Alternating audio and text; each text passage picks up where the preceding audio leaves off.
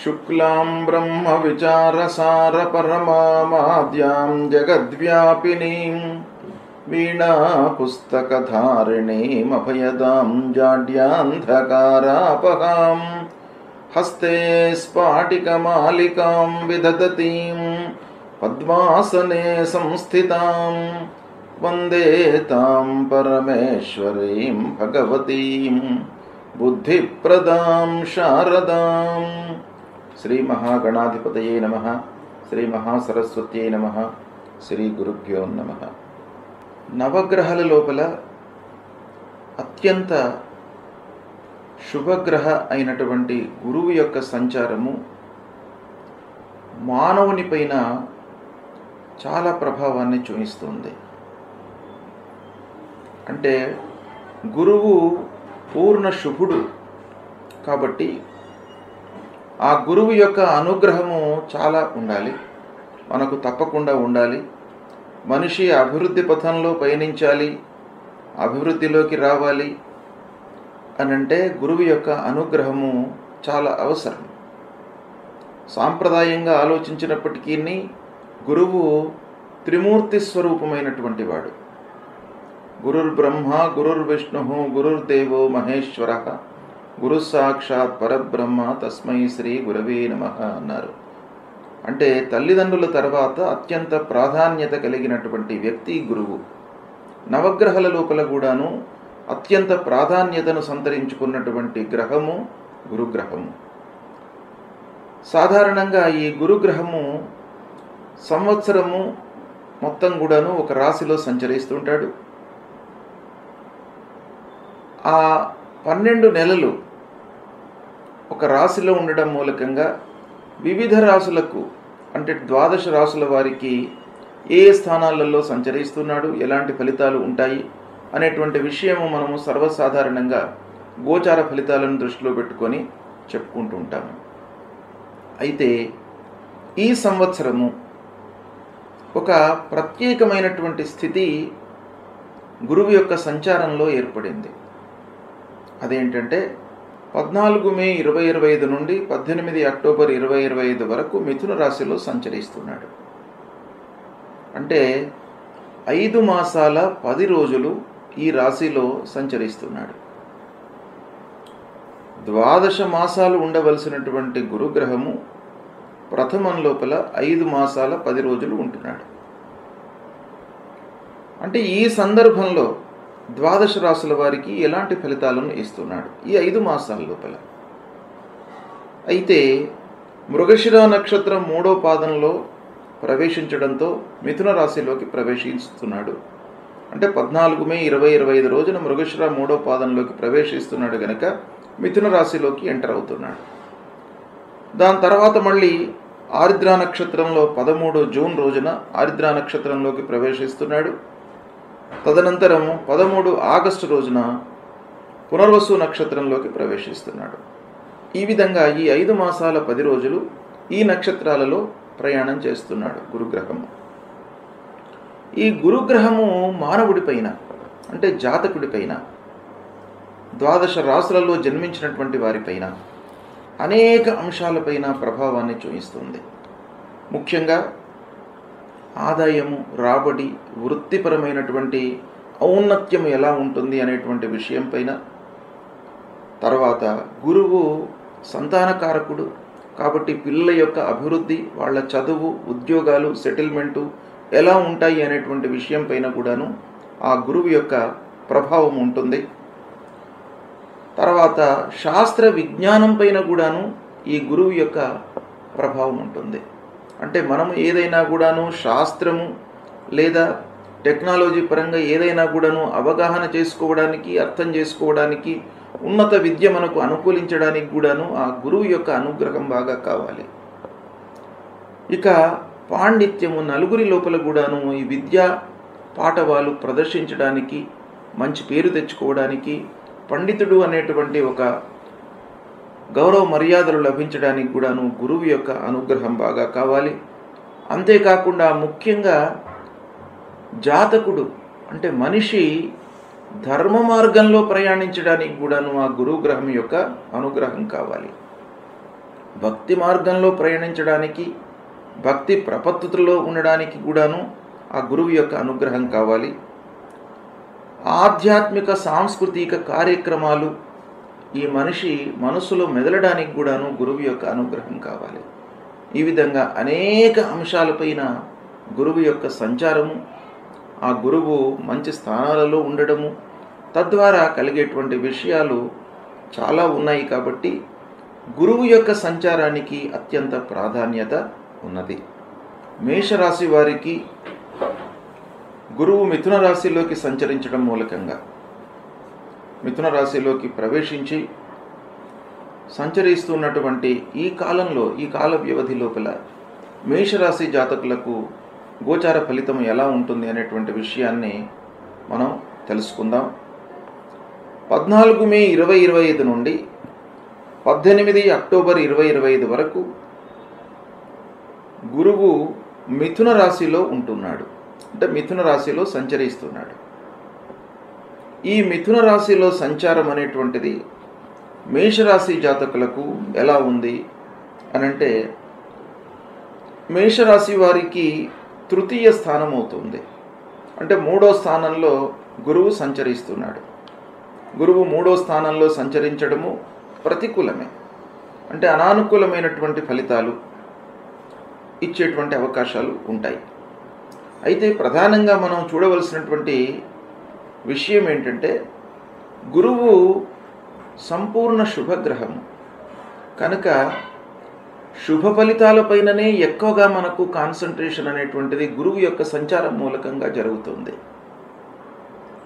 అంటే గురువు మనకు అనర్థము చేయడం అనేటువంటిది తక్కువ మోతాదులో ఉంటుంది. ఒకవేళ గురువు ప్రతికూల సంచారము ఉన్నప్పుడు మంచి పనులు జరగవు, కానీ చెడు ఫలితాలను ఎక్కువగా ఇచ్చేటువంటి అవకాశాలు తక్కువగా ఉంటాయి. అందున మేషరాశి జాతకులకు భాగ్యాధిపతి అంటే 9వ స్థానాధిపతి ద్వాదశాధిపతి అయినాడు. కాబట్టి యోగకారకమైనటువంటి గ్రహము గురుగ్రహము. అలాంటి గురువు 3వ స్థానంలో సంచరిస్తున్నాడు. అంటే తృతీయ స్థానంలో సంచరించడం మూలకంగా మనం గోచార ఫలితాలపైన కాన్సన్ట్రేషన్ చేస్తున్నాం కనుక గోచార ఫలితాలను ఆ స్థానారీత్యా అంటే గురువు యొక్క ఆధిపత్య రీత్యా కూడాను మనం జోడించి చూసినట్టయితే కొంత డిఫరెంట్గా మనం ఫలితాలను పొందేటువంటి అవకాశాలు ఉంటాయి. అయితే ఈ భాగ్యాధిపతి తృతీయ స్థానంలో సంచరిస్తున్నాడు. గోచార రీత్యా తృతీయం ప్రతికూలం అనుకున్నాం గనక ఎలాంటి ఫలితాలు ఉంటాయి అనంటే, ముఖ్యంగా రాబడి పైన ప్రభావాన్ని చూపిస్తాడు. అంటే వృత్తి చేసేటువంటి వృత్తి లోపల కొన్ని ఇబ్బందులు తలెత్తే అవకాశాలు ఉంటాయి. ఈ తృతీయ స్థానము బాధక స్థానం కూడాను కనుక మనం చేసేటువంటి వృత్తి లోపల ఇబ్బందులు ఎదురు కావడం మూలకంగా ఒక క్షణం లోపల మనకేమనిపిస్తుంది అనంటే, ఈ వృత్తి వదిలిపెట్టేసి వేరే వృత్తిలో మనము ఎంటర్ అవుదామా అనేటువంటి ఒక కోరిక కూడాను ఉత్పన్నమయ్యేటువంటి స్థితికి తీసుకువస్తాడు. కాబట్టి వృత్తి లోపల అంటే మనం చేసేటువంటి ప్రొఫెషన్లో చాలా జాగ్రత్తలు తీసుకోవాలి. ఆచితూచి నిర్ణయాలు తీసుకోవడం చాలా అవసరము. ఇక కంపెనీ రన్ చేస్తున్నటువంటి వాళ్ళు లేదా వ్యాపారంలో ఉన్నటువంటి వాళ్ళు, వీళ్ళందరికీ కూడాను తన వద్ద పనిచేస్తూ ఉన్నటువంటి వ్యక్తుల మూలకంగా కొన్ని ఇబ్బందులు తలెత్తేటువంటి అవకాశాలు బాగా ఉంటాయి. కాబట్టి పనివారితో కొంత జాగ్రత్తలు తీసుకోవాలి, జాగ్రత్తగా ఉండాలి. ఇక స్నేహితులు, బంధువులు వీళ్ళందరితో కూడాను కొంత మనస్పర్ధలు ఏర్పడేటువంటి అవకాశాలు బాగా కనబడుతున్నాయి. ముఖ్యంగా స్నేహితులతో మీరు జాగ్రత్తలు తీసుకోవాలి. ఈ బాధక స్థానంలో ఉన్నప్పుడు స్నేహితులతో మనము మనసు విప్పి డిస్కషన్ చేస్తాం. వాళ్ళు మనవాళ్ళు అనేటువంటి ఉద్దేశంతో మనం అన్ని విషయాలను కూడాను వాళ్ళతో చెప్పుకొని డిస్కషన్ చేయడం అనేటువంటిది సర్వసాధారణంగా స్నేహితులతో జరుగుతుంది. కానీ ఈ ప్రత్యేకమైనటువంటి స్థితి లోపల స్నేహితులతో కూడాను, బంధువులతో కూడాను, ఆత్మీయులు దగ్గరి వాళ్లతో కూడాను మీరు కొంత జాగ్రత్తగానే డిస్కషన్స్ చేస్తూ ఉండాలి. మీ మనసులో ఉన్నటువంటి మాట పూర్తిగా వాళ్లకు విశ్లేషించి డిస్క్లోజ్ చేయకుండా ఎంతవరకు అవసరమో అంతవరకే మీరు వాళ్ళతో చర్చించి ముందుకు పోవడము మంచిది. ఇక ఈ 3వ స్థానంలో సంచరిస్తున్నప్పుడు వృధా శ్రమ ఉండేటువంటి అవకాశాలు ఉంటాయి. అంటే అనవసరంగా మనము కష్టపడవలసి వస్తుంది. దాని మూలకంగా ఫలితం ఉండదు అని తెలిసినప్పటికీ శారీరకంగా మనం కష్టపడవలసినటువంటి స్థితిని క్రియేట్ చేస్తాడు. కాబట్టి దాన్ని దృష్టిలో పెట్టుకొని కొంత జాగ్రత్తగా ఎఫర్ట్స్ ఇంకా ఎక్కువ పెట్టినట్టయితే ఆ లోపాన్ని మీరు అధిగమించేటువంటి అవకాశాలు ఉంటాయి. ఇక ప్రారంభించినటువంటి పనుల లోపల కూడాను ఆటంకాలు గోచరిస్తున్నాయి. ఈ 3వ స్థానంలో సంచరించడం మూలకంగా తర్వాత ముఖ్యంగా దగ్గరి వాళ్లను కొంతమందిని మీరు దూరం చేసుకునేటువంటి అవకాశాలు ఈ సమయంలో ఉంటాయి. అంటే వైషమ్యాలు పెరగడం మూలకంగా దగ్గరి వాళ్ళు ఆత్మీయులు మీకు దూరమయ్యేటువంటి అవకాశాలు బాగా కనబడుతున్నాయి. కాబట్టి దీన్ని దృష్టిలో పెట్టుకొని కొంత మనం వ్యవహరించినట్టయితే కొంతలో కొంత అయినప్పటికీ మనము అధిగమించే అవకాశాలు ఉంటాయి. ఉద్యోగంలో మార్పులు కనబడతాయి. అంటే చేసేటువంటి ఉద్యోగం మానివేయడము లేదా మనకు ఆ సంస్థలలో ఇబ్బందులు ఏర్పడము, తద్వారా ఆ ఉద్యోగంలో నుండి వేరే ఉద్యోగంలోకి మనం జాయిన్ కావడము, ఇలాంటి మార్పులు కూడాను సంభవించే అవకాశాలు చాలా ఉన్నాయి. ఇక ముఖ్యంగా ఉద్యోగస్తుల విషయమే ఆలోచించినట్టయితే ఉద్యోగంలో మార్పుతో పాటుగా బదిలీలు, ఒక సెక్షన్లో ఉన్నటువంటి వారిని ఇంకో సెక్షన్కి బదలాయించడము, పనితనానికి గుర్తింపు లభించినప్పటికీ ఏదో మిషతో మనను ఆ పనిలో నుంచి తప్పించడం అనేటువంటిది సాధారణంగా జరిగేటువంటి అవకాశాలు ఇక్కడ బాగా కనబడుతున్నాయి. అధికారులతో, ఆఫీసులో అధికారులతో వైషమ్యాలు, మనస్పర్ధలు ఇలాంటివన్నీ కూడాను తలెత్తేటువంటి అవకాశాలు ఈ 3వ స్థానంలో గురువు సంచరిస్తున్నప్పుడు ఉంటాయి. కనుక ఈ 3వ స్థానంలో ప్రత్యేకంగా 14 మే 2025 నుండి 18 అక్టోబర్ 2025 వరకు 3వ స్థానంలో సంచరిస్తున్నాడు. అయితే గోచార ఫలితాలు ఇలా ఉన్నప్పటికీ ఆధిపత్య రీత్యా మనం ఆలోచించినట్టయితే మేషరాశి వారికి భాగ్యాధిపతి అయినాడు కాబట్టి భాగ్యాధిపతి 3యంలో సంచరిస్తున్నాడు, ద్వాదశాధిపతి 3యంలో సంచరిస్తున్నాడు. ఇది కొంతవరకు మనకు సంతోషకరమైనటువంటి సంచారం. భాగ్యస్థానాధిపతి శుభుడు కనుక అలాంటి గ్రహ గోచార రీత్యా ప్రతికూల స్థానంలో ఉండడం మూలకంగా 50% దుష్ప్రభావము కొంత తొలగే అవకాశాలు ఉంటాయి. కనుక ఓవరాల్గా మనము ఈ పీరియడ్, ఈ 5 నెలల 10 రోజులు మనం చూసినట్టయితే గురువు యొక్క ప్రతికూల ప్రభావము మేషరాశి వారిపైన 50% ఉండే అవకాశమే ఉంది. ఇక మేషరాశి లోపల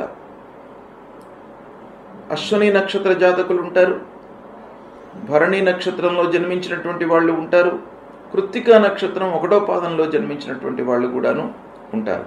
అయితే నక్షత్ర పరంగా మనం ఆలోచించినట్టయితే అశ్విని నక్షత్రంలో పుట్టినటువంటి వాళ్లకు ఈ 5 మాసాలు ఎలా ఉంటుంది, మిథున రాశిలో సంచరిస్తున్నటువంటి సమయంలో ఎలా ఉంటుంది అనేటువంటి విషయాన్ని మనం విడదీసి విశ్లేషించి చూసినట్టయితే అశ్విని నక్షత్ర జాతకులకు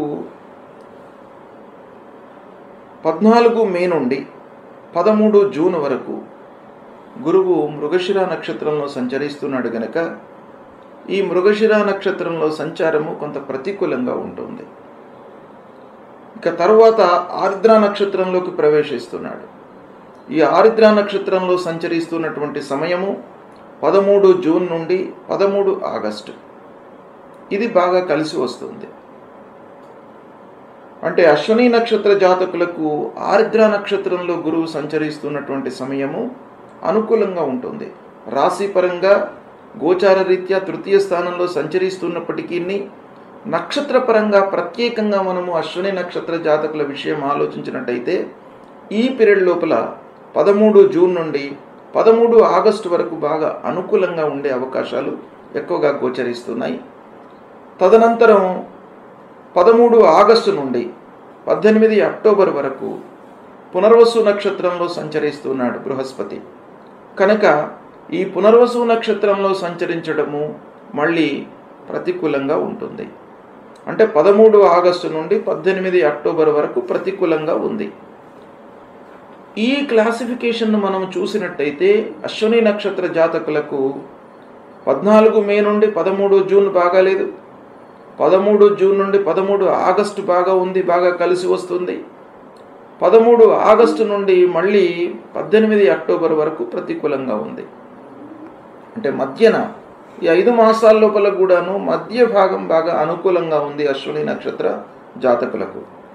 ఇక భరణి నక్షత్ర జాతకుల విషయం ఆలోచించినట్టయితే ప్రథమంలో మృగశిర నక్షత్రంలో సంచరిస్తున్నటువంటి సమయము చాలా అనుకూలిస్తుంది. అంటే 14 మే నుండి 13 జూన్ బాగా కలిసి వస్తుంది. మళ్ళీ 13 జూన్ నుండి 13 ఆగస్టు ప్రతికూలంగా ఉంటుంది. 13 ఆగస్టు నుండి 18 అక్టోబర్ మళ్ళీ అనుకూలంగా ఉంటుంది. అంటే భరణి నక్షత్ర జాతకులకు ప్రథమంలో అనుకూలంగా ఉంది, 5 మాసాల లోపల, చివరి లోపల కూడాను అనుకూలంగా ఉంది, మధ్యకాలం కొంత ప్రతికూలంగా ఉంది. ఇక కృత్తికా నక్షత్రంలో పుట్టినటువంటి వారి విషయం ఆలోచించినట్టయితే 13 మే నుండి 13 జూన్ వరకు ప్రతికూలంగా ఉంది, 13 జూన్ నుండి 13 ఆగస్టు వరకు అనుకూలంగా ఉంది, 13 ఆగస్టు నుండి 18 అక్టోబర్ వరకు మళ్ళీ ప్రతికూలంగా ఉంది.